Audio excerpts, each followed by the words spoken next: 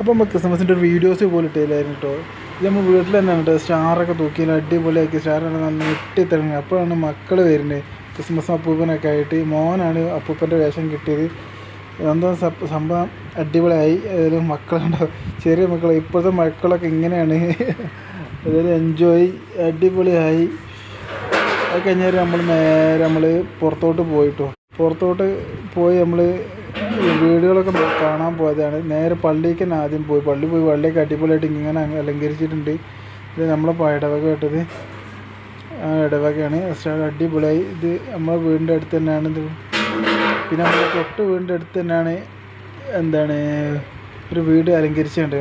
Christmas പപ്പുവിൻ്റെ Christmas tree പോലെ. പിന്നെ ഉണ്ണിയേശൻ അവിടെ അതിൻ്റെ ഉള്ളിൽ കിടത്തിയിട്ടുണ്ട്. അങ്ങനെ വീട് അടിപൊളിയായിട്ടുണ്ട്. പിന്നെ അപ്പോൾ നമ്മളിതിനൊക്കെ എൻജോയ് ചെയ്തിട്ടാണ് ക്രിസ്മസ്